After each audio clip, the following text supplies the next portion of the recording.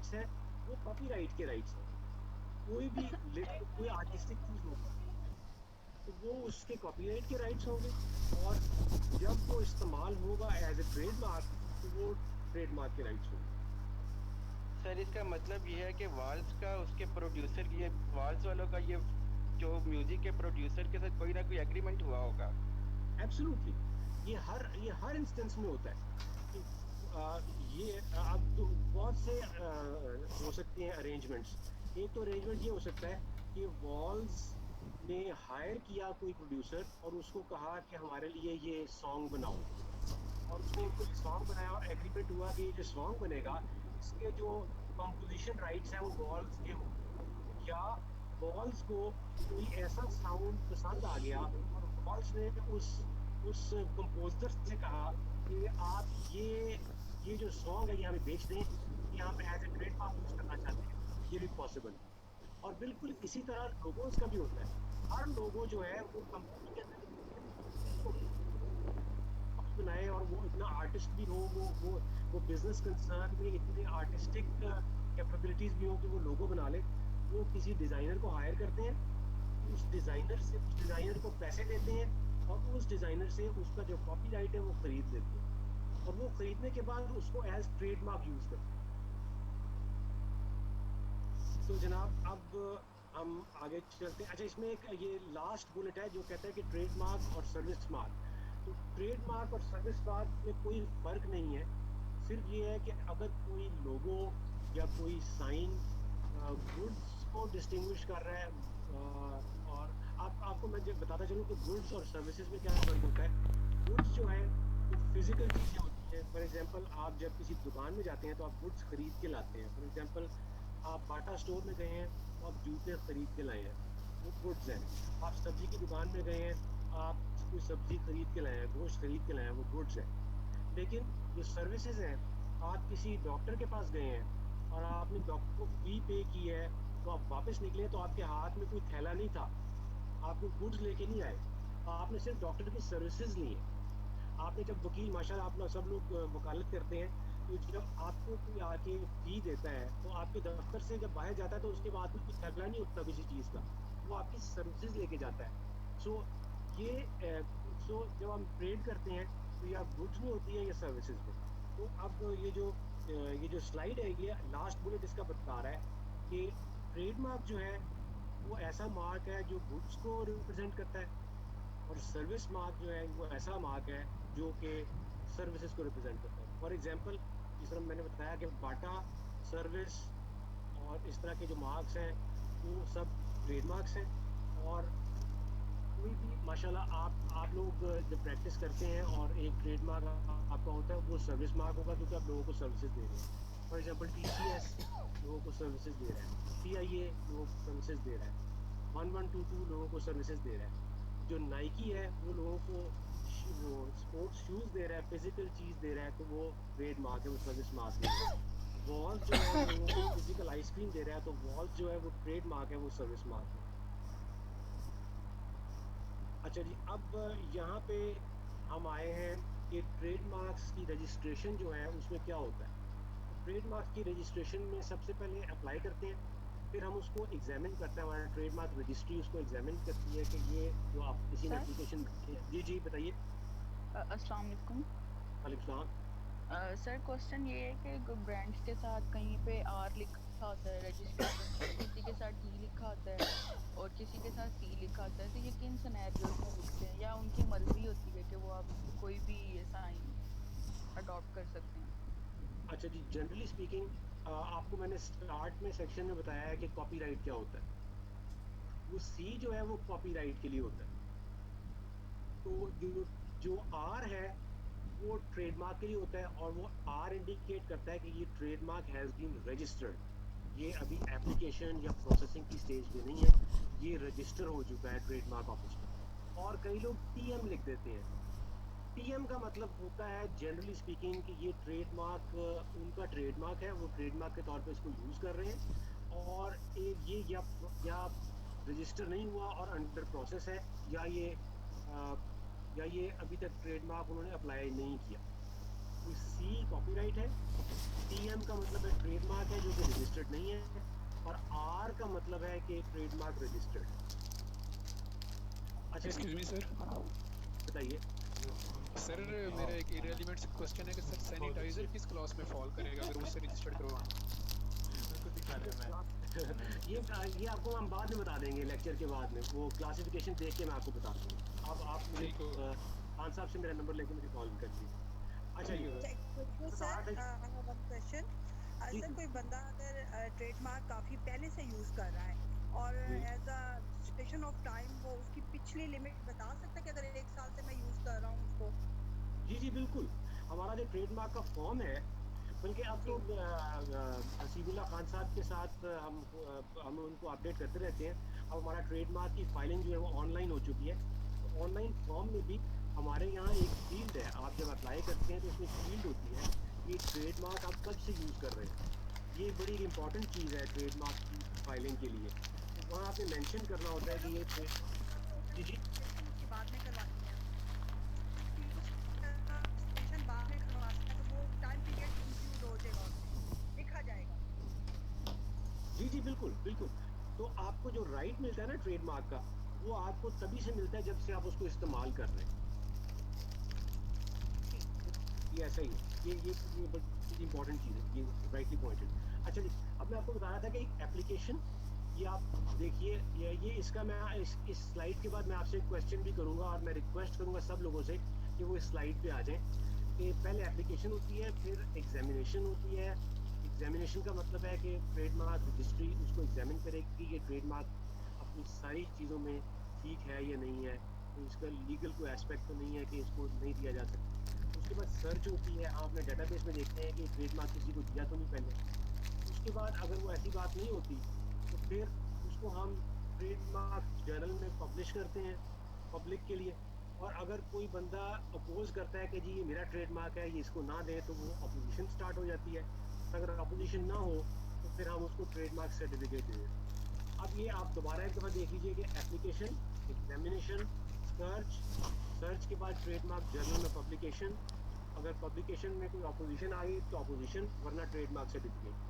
तो ये मैं आपसे एक क्वेश्चन इस स्लाइड के मुतालिक करना चाहता हूँ। आप एक दफ़ा इस स्लाइड को दोबारा देख लें। कुछ लोग इस स्लाइड पे नहीं है, शानी मलिक, रायत और रहमान और GM चौधरी साहब।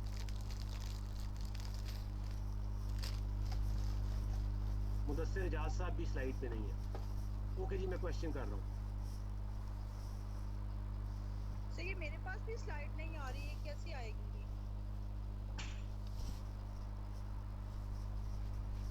ये आपको स्लाइड नहीं आ रही, मैं दोबारा चेक कर लेता हूँ। आप रिस्पॉन्ड कीजिए, जिन जिन लोगों को क्वेश्चन नजर आ रहा है वो फौरन रिस्पॉन्ड करें। सर मेरे पास आपकी पिक्चर आ रही है, स्लाइड नहीं आ रही। नहीं, मेरी पिक्चर तो वहाँ आएगी नहीं। आप स्लाइड पे जाएंगी तो आपको स्लाइड आएगी ना, वो आप दूसरे वाले में जाना। कहाँ? काशिफ, ये आप मैडम को हेल्प करेंगे?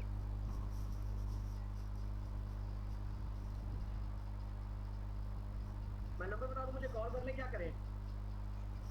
आप उसको आप नंबर अपना चैट बॉक्स में लिख दें या मैडम को डायरेक्ट मैसेज कर दें। ओके सर, मैं लिख देता हूँ नंबर चैट बॉक्स में।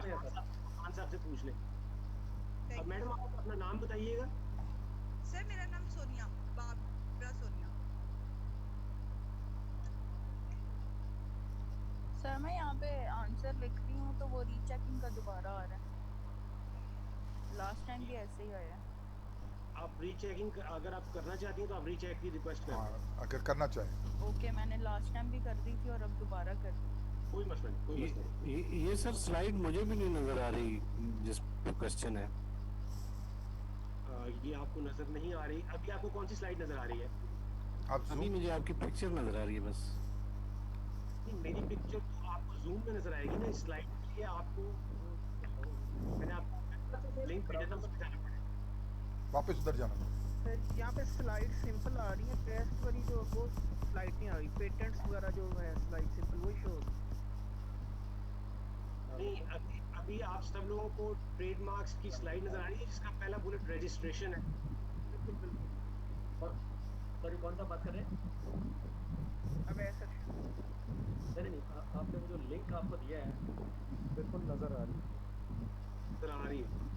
दो लिंक है ना, एक जूम का एक दूसरा है। दूसरे लिंक में सर ये क्वेश्चन काइंडली चेंज करके दोबारा उसमें कर दिया जाए वो during answering of this query. अच्छा चलिए हम आगे चलते हैं। अच्छा जनरली स्पीकिंग जो ट्रेडमार्क एप्लीकेशन है, ये जो इंटेलेक्चुअल प्रॉपर्टी राइट्स होते हैं जनरली स्पीकिंग ये टेरिटोरियल होते हैं। टेरिटोरियल का मतलब है कि इनको नेशनल लॉज गवर्न करते हैं। तो नेशनल लॉज गवर्न करने का मतलब है कि हर मुल्क के अपने लॉज होते हैं जो इंटेलेक्चुअल प्रॉपर्टी को गवर्न करते हैं। सो जिस तरह इसी तरह अगर आप ट्रेडमार्क पाकिस्तान में अप्लाई करेंगे तो वो ट्रेडमार्क सिर्फ पाकिस्तान में ही वैलिड होगा। तो और अगर आपने किसी मुल्क में और अप्लाई करना है तो आपको इंडिविजुअल एप्लीकेशन उस मुल्क में देनी पड़ेगी। सबसे पहले आपको कोई अटर्नी उस मुल्क में ढूंढना पड़ेगा, अटर्नी फिर आपको रिप्रेजेंट करेगा और फिर आपकी एप्लीकेशन उनकी ट्रेडमार्क रजिस्ट्री में लेके जाएगा। तो इस सारे लंबे प्रोसीजर में एक बहुत बड़ी हैसल होती है और इस हैसल को ख़त्म करने के लिए एक ट्रेडमार्क्स में एक मेरिट सिस्टम ऑफ रजिस्ट्रेशन है। अब जो ममालिक इस मेरिट सिस्टम के मेंबर्स हैं वो अपनी ट्रेडमार्क रजिस्ट्री में ये फैसिलिटी देते हैं कि आप अपने लोकल दफ्तर में जाएं और आप वहीं से सिलेक्ट कर लें कि इस मुल्क में आपने अपनी ट्रेडमार्क एप्लीकेशन देनी है। तो आपकी वहीं से एप्लीकेशन उस मुल्क में चली जाती है और प्रोसेस होकर वहीं पे वापस आ जाती है। तो पाकिस्तान भी अपनी से सारी तैयारी कंप्लीट कर चुका है मेरिट सिस्टम में शामिल होने के लिए। अभी कुछ ही महीने में हम इंशाल्लाह मेरिट सिस्टम के मेंबर बन जाएंगे और पाकिस्तान के पास भी यहाँ पे लाहौर में आईपीओ में ट्रेडमार्क रजिस्ट्री में आपके पास ये फैसिलिटी आ जाएगी कि आपने अगर सिर्फ पाकिस्तान में लोगों रजिस्टर करना है तो आप कर सकते हैं और किसी भी मेंबर कंट्री में करना है मेरिट सिस्टम की तो आप यहीं से वो सिलेक्ट करके उसकी फ़ी पे करके आप भेज सकेंगे। आपको कोई ज़रूरत नहीं कि उस इंडिविजुअल मुल्क में आप अपना रिप्रेजेंटेटिव हायर करें और उनकी लोकल लैंग्वेज में अपनी लैंग्वेज को ट्रांसलेट करें और सारा कुछ करें। तो ये इंशाल्लाह बहुत जल्द हमारे पास फैसिलिटी आ रही है। अच्छा जी, ये एक स्लाइड है बताने के लिए कि ट्रेडमार्क कितनी इंपॉर्टेंट चीज़ है और कितनी ज़्यादा वैल्यू है उसकी। ये आप अंदाज़ा कीजिए कि Amazon, Apple, Google, Microsoft, Facebook ये सब के कितने ज़्यादा वर्थ है इनके ट्रेडमार्क्स की। ये कुछ ट्रेडमार्क्स जो हम रोज़ाना देखते हैं और ये देखिए ये 4 गाड़ियों के ट्रेडमार्क्स हैं और आपको फ़ौरन अंदाज़ा हो जाता है कि इस ट्रेडमार्क की क्या वर्थ है, क्या वैल्यू है, क्या क्वालिटी है, किस तरह वो क्या रिलायबिलिटी है। आप अगर कोई प्रोडक्ट लेते हैं उस ट्रेडमार्क का तो आपके इस्तेमाल में वो कैसा हो। तो ये कुछ थोड़ा सा टच है जी ज्योग्राफिकल इंडिकेशंस पे। ज्योग्राफिकल इंडिकेशंस एक ऐसा साइन है जो किसी स्पेसिफिक ज्योग्राफिकल ओरिजिन के साथ अटैच्ड होता है और ये जनरली उसकी क्वालिटी और रेपुटेशन इसमें शामिल होती है। फॉर एग्जांपल बासमती देख लीजिए। बासमती एक ऐसा चावल है जो एक ख़ास पाकिस्तान और इंडिया के ज्योग्राफिकल हिस्से से अटैच्ड है। बासमती जो है ये एक ऐसा साइन है जो कि बताता है कि ये चावल किस हिस्से से ओरिजिन हुआ है। That's why it is geographical indication. इस तरह सिंदड़ी मैंगो है और शैम्पेन एक किस्म की शराब है जो कि फ्रांस के ख़ास हिस्से शैम्पेन उसका नाम है उस हिस्से का, वहाँ पे बनी है। तो ये एक आपको आइडिया देना था कि ज्योग्राफिकल इंडिकेशंस क्या होती हैं। अच्छा जी, अब हमने 2 काइंड्स ऑफ इंटेलेक्चुअल प्रॉपर्टी कर लिया। एक ट्रेडमार्क मैंने आपको बताया था कि लिटरेरी, आर्टिस्टिक और साइंटिफिक वर्क्स को हैंडल करता है और copyright, I am sorry, start में मैंने आपको बताया कि कॉपीराइट लिटरेरी, आर्टिस्टिक और साइंटिफिक वर्क्स के लिए और ट्रेडमार्क लोगोज के लिए। सो जब आपको कोई लोगो दिखाए तो आपके जहन में फ़ौरन आ जाना चाहिए कि ये ट्रेडमार्क का ये इशू है। जब कोई लिटरेरी, आर्टिस्टिक या साइंटिफिक वर्क पे बात हो तो आपको फ़ौरन अंदाज़ा हो जाना चाहिए कि ये कॉपीराइट का इशू है। और अब थर्ड जो एलिमेंट है इंटेलेक्चुअल प्रॉपर्टी का वो है पेटेंट। तो पेटेंट क्या होता है? सबसे पहले तो पेटेंट के लिए हमें देखना पड़ेगा कि इन्वेंशन क्या होती है। तो इन्वेंशन की डेफिनेशन है जी कि it is a new solution to a technical problem.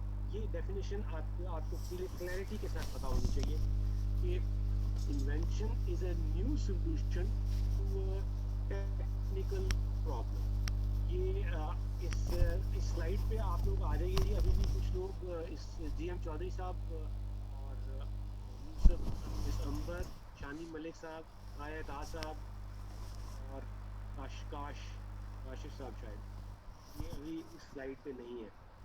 अच्छा जी, तो अब इन्वेंशन होती है इजाद, कोई नया सोल्यूशन होता है किसी टेक्निकल प्रॉब्लम का। फॉर एग्जांपल टेलीफोन एक इजाद थी, एक टेक्निकल प्रॉब्लम उसने हल की थी कि दूर से हम बात कैसे कर सकते हैं किसी बंदे के साथ। Television, x ray, penicillin, antibiotic, ball point pen, automobile गाड़ी, ये सब इन्वेंशन हैं। अब ये स्लाइड आप देखिए, इन्वेंशन क्या चीज़ है? A new solution to a technical problem. अब मैं आपसे एक क्वेश्चन अभी आपके स्क्रीन के सामने आएगा और इस स्लाइड से मुतालिक वो आपको पूछेगा, आपने फ़ौरन उस बॉक्स में अपना रिस्पॉन्स देना है ताकि हम आपको असेस कर सकें कि आप प्रेजेंटेशन में कैसा पार्टिसिपेट करते हैं। तो अभी भी कुछ लोग इस स्लाइड पे नहीं हैं। मुमताज़ गौरी साहब, शानी मलिक, रायत रहमान साहब, जीएम चौधरी साहब। रायत साहब वो कंसिस्टेंटली किसी भी स्लाइड पे नहीं आ रहे। राय साहब, अगर आपको कोई इशू है तो आप बताइए, हम इस मसले को हल करते हैं। और सर मुझे भी स्लाइड नजर नहीं आती, काइंडली वो लिंक दोबारा भेज दीजिएगा। आपका नाम, आप कौन सा? शहरयार चौधरी सर, शहरयार चौधरी। शहरयार चौधरी, एक सेकंड होल्ड कीजिए जी। काशिफ, शहरयार चौधरी साहब, आप अच्छा आपने प्लीज ज्वाइन ऑन।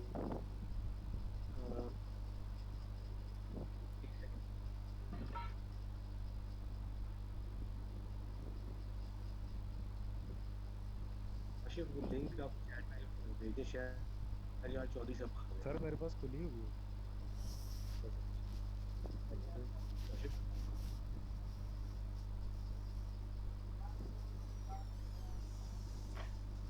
शहरयार साहब आपको लिंक भेज रहे हैं।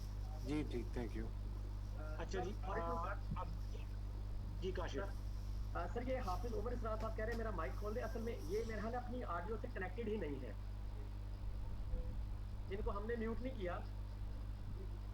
अच्छा जी, ठीक है। तो फिर क्या अब देखें, हाँ नहीं बल्कि अब आ गया, इनका आ गया, बिल्कुल ठीक है। आ रही है? अस्सलाम वालेकुम सर। हाँ ठीक है, अब आ गई है, ओके। चलिए ये माइक के बगैर थे। अस्सलाम वालेकुम सर। वालेकुम सलाम। वालेकुम सलाम। सर आवाज़ आ रही है मेरी? बिल्कुल आपकी आवाज़ आ रही है। मैं आगे अपनी स्लाइड कंटिन्यू कर रहा हूँ।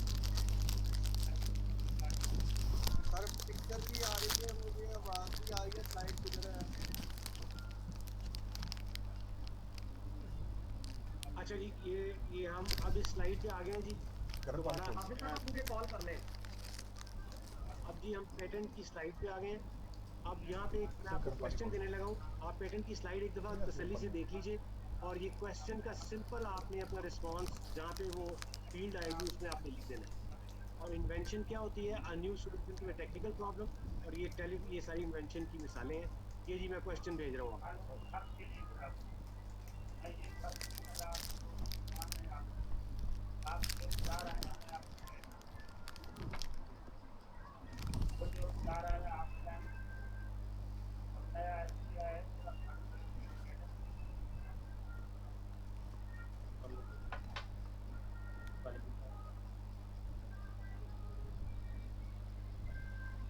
अच्छा, आप ये क्या कहते हैं, कौन सा बात कर रहे हैं? सब बात कर रहे हैं। चैट बॉक्स में तो लिंक आया है ना, आरबी और आईडी।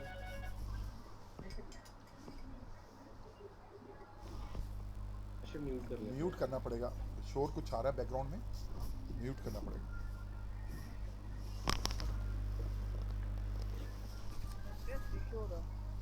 ये जी आप अच्छा ये म्यूट है, आपको म्यूट कर लें अपने आप को, क्योंकि म्यूट नहीं है आप लोग।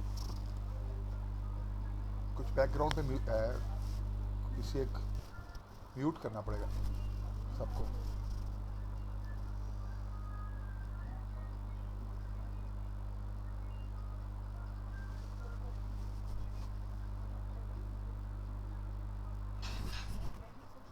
ओके जी, म्यूट हो गए। हाँ ये ठीक है जी, ठीक हो। अच्छा जी, अब हम नेक्स्ट स्लाइड पे चलते हैं। तो पेटेंट क्या होता है जी? अभी इन्वेंशन का मैंने आपको बताया, इन्वेंशन क्या है? A new solution to a technical problem. तो पेटेंट ये होता है कि वो it is a grant of exclusive rights to an inventor for a limited time, generally 20 years, in exchange for the public disclosure of the invention. यानी हम inventor से कहते हैं कि जो आपने इन्वेंशन की है उसको आप पब्लिकली डिस्क्लोज कर दें। वो जो आपने उस इन्वेंशन में किया है उसकी डिटेल्स आप पब्लिक को डिस्क्लोज कर दें। उसके रिटर्न में हम आपको उस इन्वेंशन की प्रोटेक्शन देंगे 20 साल के लिए। तो यानी हुआ ये कि किसी इन्वेंटर जिसने भी एक कोई इन्वेंशन की है वो उसने अपनी पूरी मेहनत जो की है, उसने साल की मेहनत वो पब्लिकली डिस्क्लोज कर दी, और गवर्नमेंट ने उसके रिटर्न में क्या दिया कि उसने उसको गारंटी दी कि अब आपकी ये इन्वेंशन जो आपने डिस्क्लोज की है ये 20 साल के लिए आपकी इजाज़त के बगैर कोई इस्तेमाल नहीं कर सकता। तो दिस इज़ कॉल्ड पेटेंट। तो अब आप थोड़ा सा डिफ्रेंशिएट कीजिए कि कॉपीराइट, ट्रेडमार्क और पेटेंट में क्या फ़र्क है। कॉपीराइट तो आप दोबारा याद कीजिए कि मैंने आपको बताया था कि लिटरेरी, आर्टिस्टिक और साइंटिफिक वर्क्स बस। ट्रेडमार्क सिर्फ लोगो, और पेटेंट इन्वेंशन। ठीक है जी। तो अब हम आगे इसको लेके चलते हैं। हमारा टाइम कुछ 12 से ऊपर हो गया है, मैं कोशिश करता हूँ थोड़ा सा इसको जल्दी ख़त्म करने की। ये एक पेटेंट की एग्जांपल आपको नज़र आ रही है, और ये 18 फरवरी 1896 में पेटेंट एप्लीकेशन किसी ने दी थी। इस तरह की पेटेंट एप्लीकेशन होती है, उसमें हर चीज़ की डिटेल दी जाती है कि ये चीज़ हमने ईजाद की है, किसी इन्वेंटर ने ईजाद की है, वीडियो पे आ रहा और ये इस मसले को रिजॉल्व करेगी। आवाज आ रही है वीडियो में। अब एक चीज़ जो लास्ट है काइंड ऑफ इंटेलेक्चुअल प्रॉपर्टी, हम उस पे जाते हैं, वो है इंडस्ट्रियल डिज़ाइंस। लेकिन उस पे जाने से पहले मैं दोबारा रिवाइज आपको कराना चाहूँगा कि अगर आप याद करें कि कॉपीराइट लिटरेरी, आर्टिस्टिक और साइंटिफिक वर्क्स के लिए, ट्रेडमार्क लोगोज़ के लिए, पेटेंट इन्वेंशंस के लिए, और जो ये है जी हमारा इंडस्ट्रियल डिज़ाइंस, ये सिर्फ डिज़ाइन के लिए है। यानी aspect of a useful article that catches the eye, यानी जो आँख को चीज़ नज़र आती है वो डिज़ाइन की प्रोटेक्शन के लिए इंडस्ट्रियल डिज़ाइन लॉ है।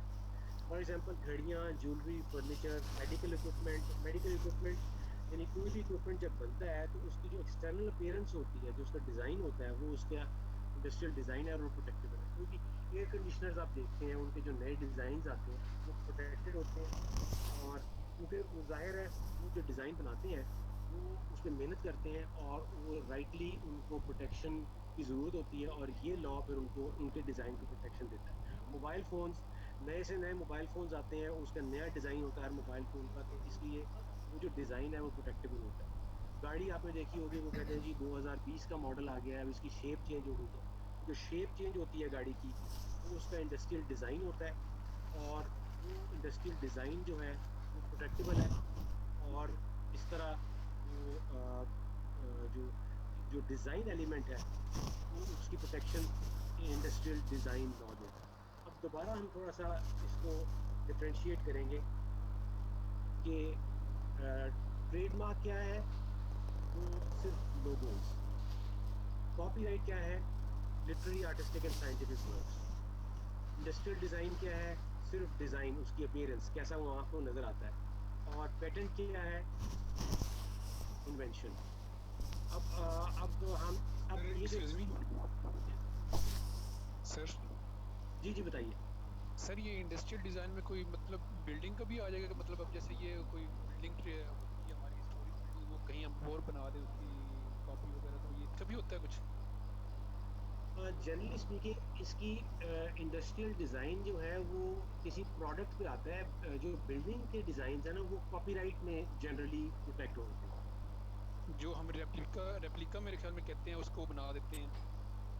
नहीं, रेप्लिका तो नकल है ना जी। रेप्लिका तो जी जी किसी भी शेप की नकल है, वो तो सबसे पहली बात ये है कि रेप्लिका जो है वो आप जो ओरिजिनल ओनर है उसकी इजाज़त के बगैर बना नहीं सकते। लेकिन अगर आपने किसी बिल्डिंग के डिज़ाइन की प्रोटेक्शन की बात करते हैं तो जनरली वो कॉपीराइट के अंदर होता है। ठीक हो गया सर। अब आपने किसी बॉल पॉइंट का डिज़ाइन या किसी लैपटॉप का डिज़ाइन या किसी मोबाइल फ़ोन का या गाड़ी का डिज़ाइन देखना है तो वो इंडस्ट्रियल डिज़ाइन में फॉलो करेगा। तो अब ये स्लाइड आप दोबारा देख लीजिए इंडस्ट्रियल डिज़ाइन वाली, ये इसके ऊपर मैं एक क्वेश्चन आपको भेजने लगा हूँ। अब ये देख लीजिए एस्पेक्ट इंडस्ट्रियल डिज़ाइन क्या है, आप दोबारा इस स्लाइड पे प्लीज़ आ जाए। Aspect of a useful article that catches the eye, और ये एग्जांपल है। अब ये क्वेश्चन है जी, आप मुझे इसका जवाब दीजिए।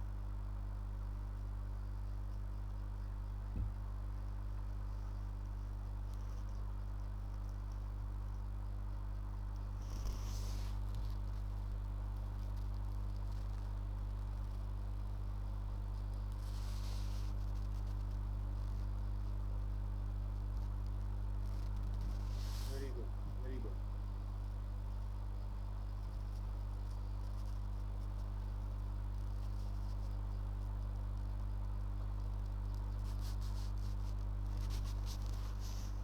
Very nice. अच्छा जी, अब इंडस्ट्रियल डिज़ाइन का मैं आपको बताता चलूँ कि इसकी रजिस्ट्रेशन रिक्वायरमेंट ये है कि न्यू या ओरिजिनल होना चाहिए और इसकी इंडस्ट्रियल एप्लीकेशन होनी चाहिए। इसकी प्रोटेक्शन 5 साल तक होती है और इसको आप 10 साल तक के लिए रिन्यू भी करा सकते हैं। ये एक फर्नीचर है, इसको ले कोबूजिया चेयर कहते हैं। ये इंडस्ट्रियल डिज़ाइन है और फर्नीचर सारा इंडस्ट्रियल डिज़ाइन में आता है और इस तरह ये इसकी प्रोटेक्शन अंडर इंडस्ट्रियल डिज़ाइन होती है। अब ये हल्का सा आपके साथ आईपी क्विज है। अब आप बताइए कि what protects intellectual property created by artist. आप बताएं जी, आप में से कोई बता सकता है?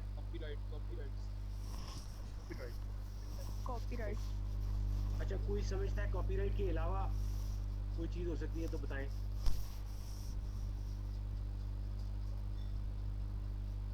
ओके जी, गुड। कॉपीराइट ही इसका जवाब है, दैट्स गुड। अच्छा, अब बताइए कि what protects the intellectual property created by inventors. बताइए।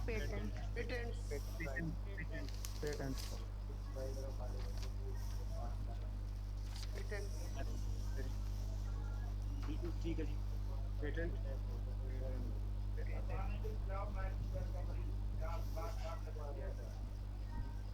अच्छा, अब आप ये बताइए कि what does a trademark protect? logos, names and brands, logos. Trademark products with logos, names and brands. Logos, names and brands. Very good, very good, बिल्कुल ठीक है। अब ये बताइए जी, इसका आप मुझे जवाब बताइए। Most countries, how long does a copyright last for?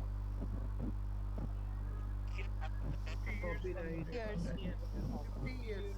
After the death of person, 50 years. 50 years. After the death of person, 50 years after the death of the person who created. बिल्कुल ठीक जी, बिल्कुल ठीक। 50 years after the death of the person who created that work, यानी 50 years after the death of the author.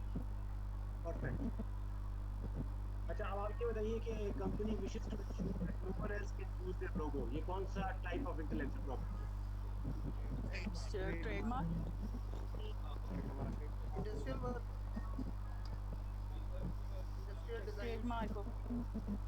जी, कुछ लोग कह रहे हैं इंडस्ट्रियल डिजाइन, कुछ लोग कह रहे हैं ट्रेडमार्क। अच्छा, क्यों ट्रेडमार्क और क्यों इंडस्ट्रियल डिजाइन, आप बताइए। देखो इंडस्ट्री में जो चीज उन्होंने प्रोडक्शन में लेके आनी है बाकी सर जहाँ लोगो का वर्ड यूज होता है वहाँ पे ट्रेडमार्क आ जाता है। डिजाइन के लिए इंडस्ट्रियल। सब बिकॉज वो उनको डिफरेंशिएट करता है हर एक से। अच्छा, अब कुछ लोग कह रहे हैं कि ये इंडस्ट्रियल डिजाइन होना चाहिए। अब ये बताइए, एक कंपनी चाहती है कि उनका जो लोगो है वो कोई और इस्तेमाल ना कर सके। सर लोगो में आएगा सर। सर लोगो ट्रेडमार्क में है लोगो ट्रेडमार्क ट्रेडमार्क रजिस्ट्रेशन लोगो है कि लोगो एंड ट्रेडमार्क बिल्कुल ठीक है जी, बिल्कुल ठीक है, ट्रेडमार्क। ट्रेडमार्क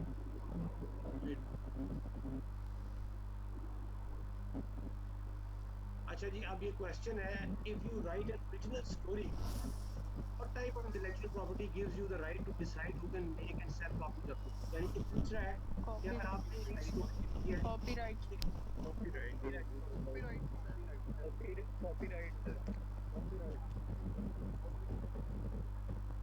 बोलो जी, कॉपीराइट सब कहते हैं कॉपीराइट, बिल्कुल ठीक है जी, that's the right answer.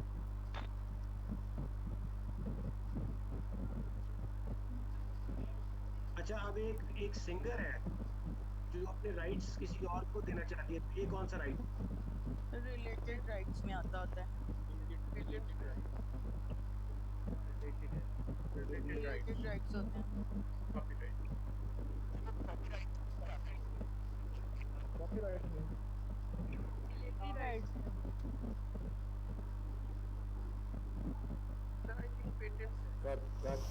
Copyright से रिलेटेड राइट्स हैं, क्योंकि सर ने इसी की एग्जांपल भी दी है।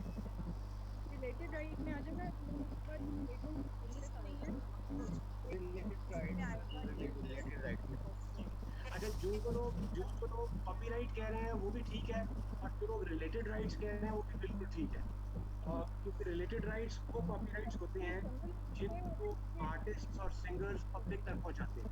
तो बेसिकली है कॉपीराइट ही, लेकिन कॉपीराइट की सब स्पेशलिटी है रिलेटेड राइट्स।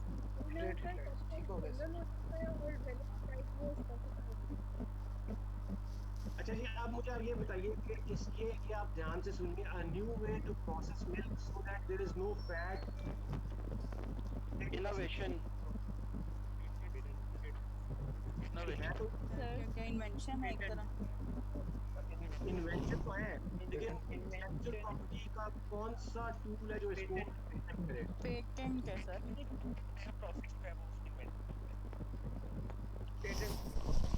पेटेंट में आता है। तो ये इन्वेंशन है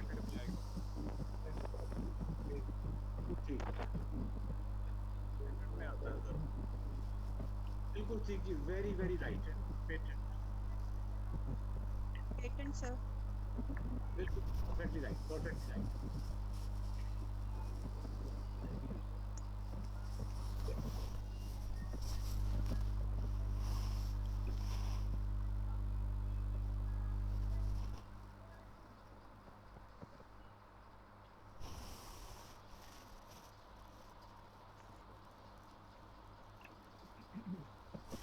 अच्छा जी, आगे चलते हैं।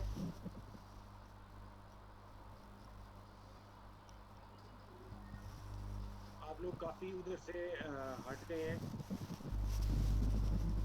टाइम भी किस साइड हमारा होता है, मेरे ख्याल से थोड़ा सा हम इसको वाइंड अप करते हैं। साहब, आपको मेरी आवाज आ रही है? जी जी बिल्कुल आ रही है, क्लियर आ रही है। हाँ साहब, आप म्यूट हैं। जी जी, मैं वही म्यूट कोशिश कर रहा हूँ कि अनम्यूट करूँ। जी जी बिल्कुल, आवाज़ आ रही थी, क्लियर आवाज़ आ रही थी। मैं पूरा देख रहा था, प्रेजेंटेशन भी और दोनों चीज़ें बेहतरीन रहा माशाल्लाह।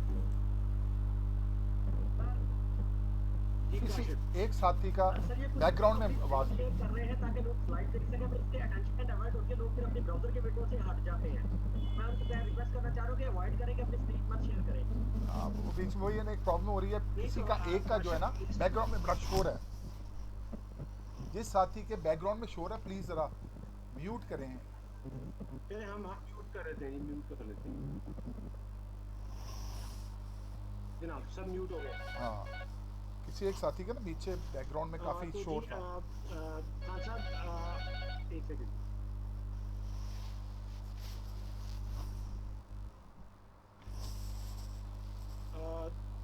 बस टाइम कुछ ज़्यादा हो रहा है जी। I would like to thank Sibullah Khan sahab for arranging this activity.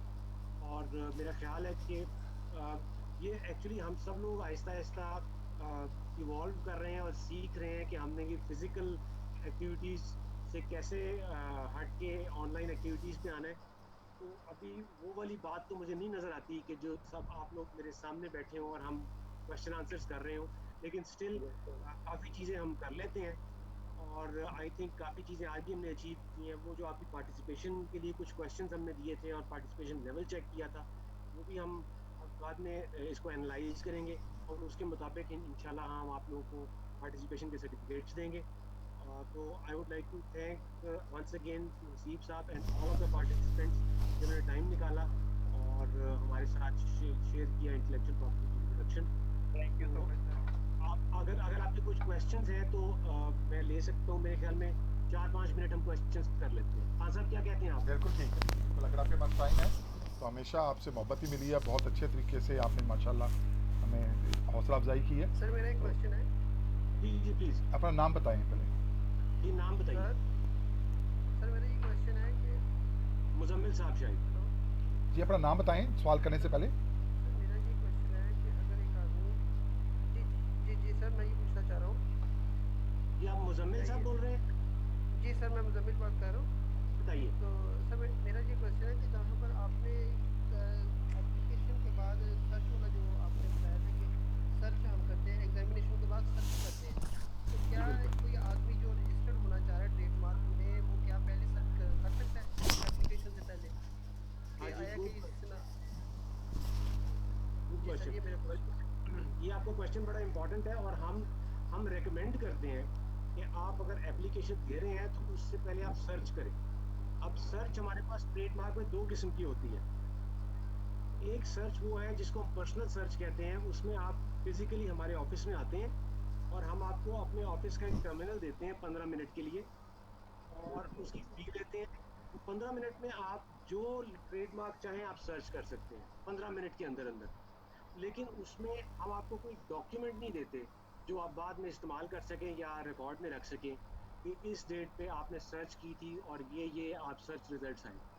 दूसरा तरीका ये है कि आप हमें एक एक फॉर्म के थ्रू सर्च अप्लाई करते हैं। वो हमारे एग्जामिनर्स उस सर्च को कंडक्ट करके एक डॉक्यूमेंट तैयार करते हैं और वो रिटन डॉक्यूमेंट आपको मिलता है कि आपने जो ट्रेडमार्क सर्च किया था उसके उससे मिलते जुलते ये ट्रेडमार्क्स हमारे पास या ऑलरेडी रजिस्टर्ड है या अंडर प्रोसेस। जी Sir, Najam here. I have a question. Thank you sir. Najam sahab Hello. Ji. Ji. My question is that कि अगर एक फैशन मैगजीन है, उसका एक तो लोगो हम उसका रजिस्टर करा सकते हैं, which means that trademark. But the work which is published repeatedly or periodically, और उसमें साथ उसकी फिर कुछ सर्च वर्क भी उसमें एडेड है और कुछ फैशन वर्क और फोटोग्राफ्स हैं, ये चीज़ें हैं, that can be protected through copyright because that is not owned by publisher or the people who are getting it published periodically. तो दूसरे लोगों का कुछ काम है लेकिन कुछ काम उनका research work, that can the whole thing, a journal or the fashion magazine जो प्रिंट होता है, ये कॉपीराइट में कवर होता है सर? जी बिल्कुल। आपने बिल्कुल राइटली पॉइंट आउट किया कि जो उस मैगजीन का लोगो है वो एक ट्रेडमार्क है और जो उस मैगजीन के कंटेंट्स हैं और वो जो कंटेंट्स मुख्तलिफ लोगों ने कंट्रीब्यूट किए हुए हैं वो उनका कॉपीराइट है और वो जो तस्वीरें हैं वो भी कॉपीराइट है।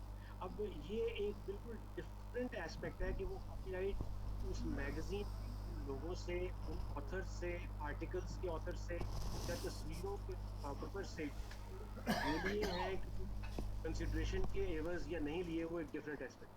लेकिन वो सारे कॉपीराइट हैं और जो मैगजीन का लोगो है वो ट्रेड। That's very right.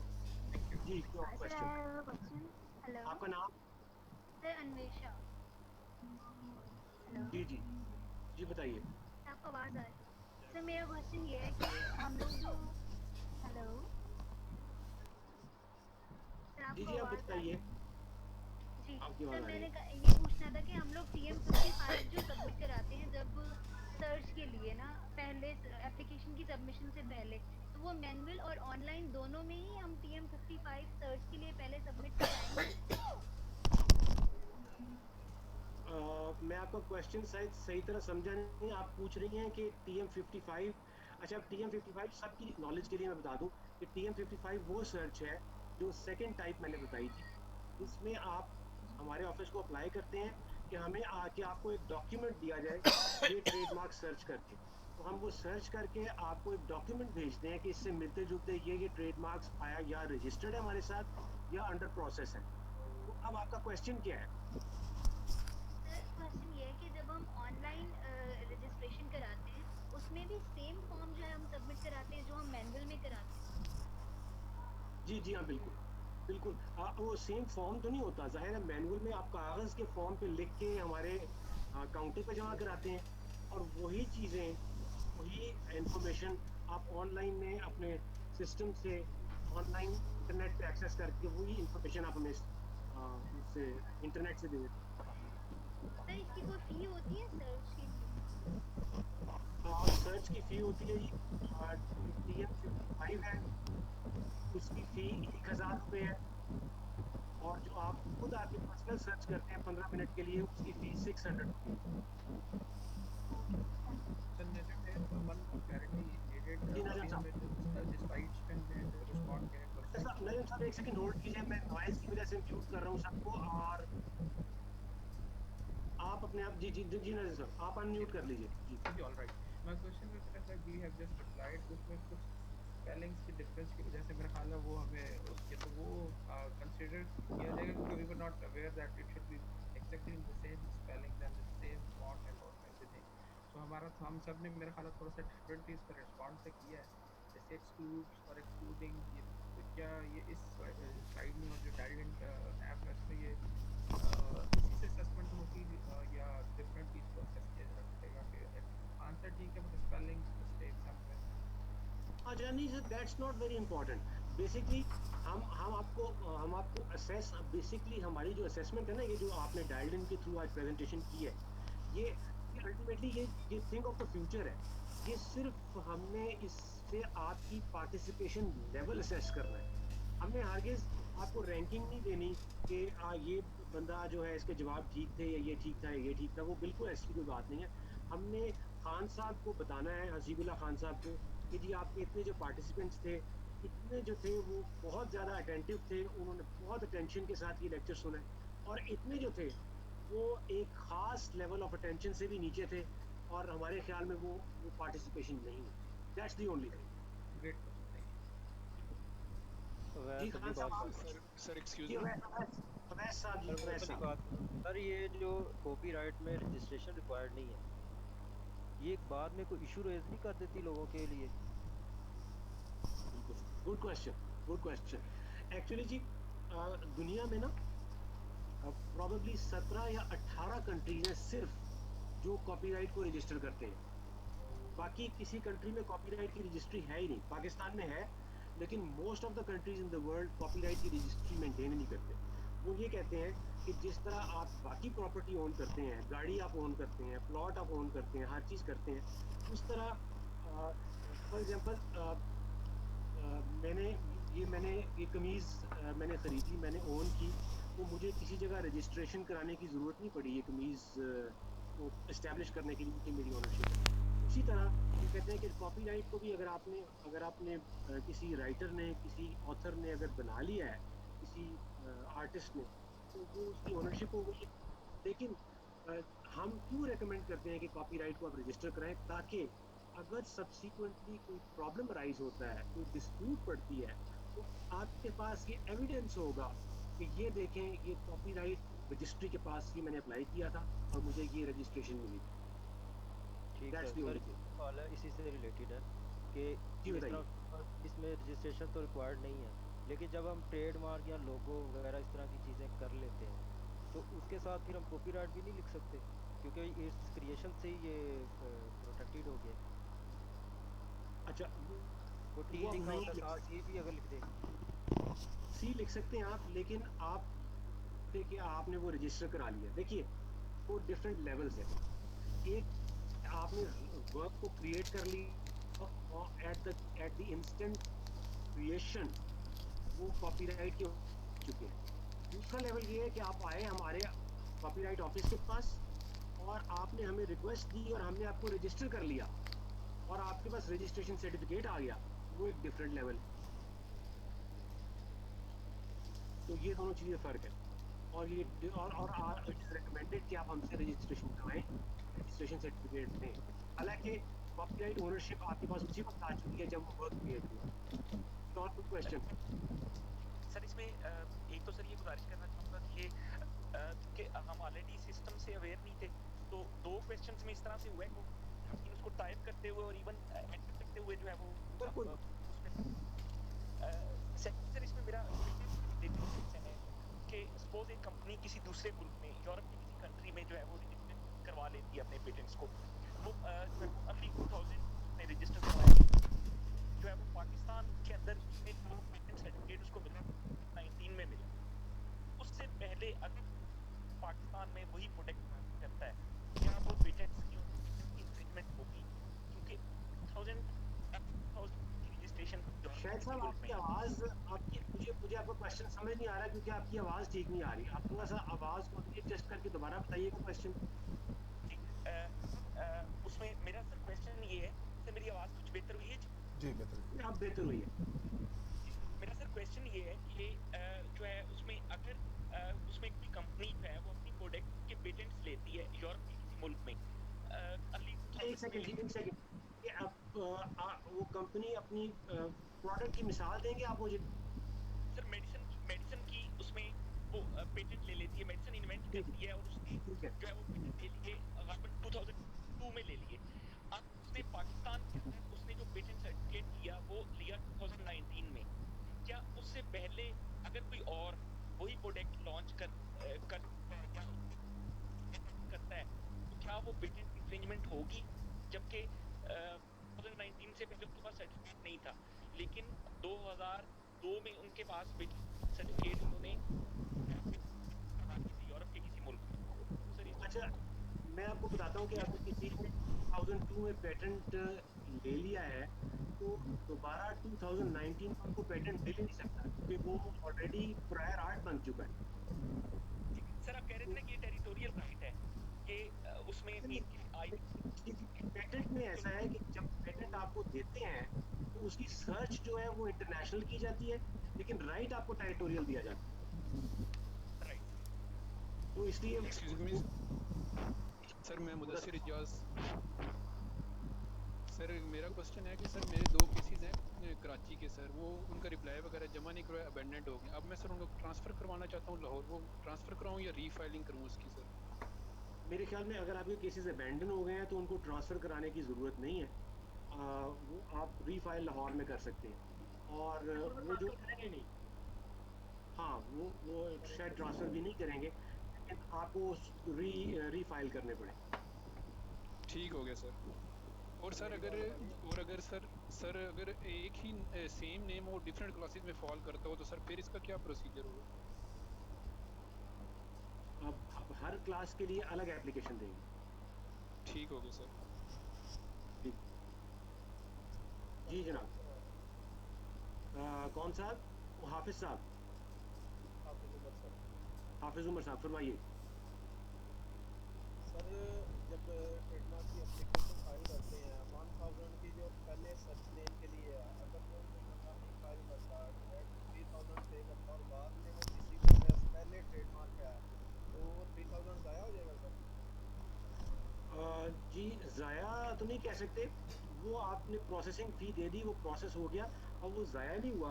उसमें हम आपको एक लेटर भेजेंगे कि ये ट्रेडमार्क पहले रजिस्टर्ड है, इसमें ये ऑब्जेक्शन है आपके ऊपर।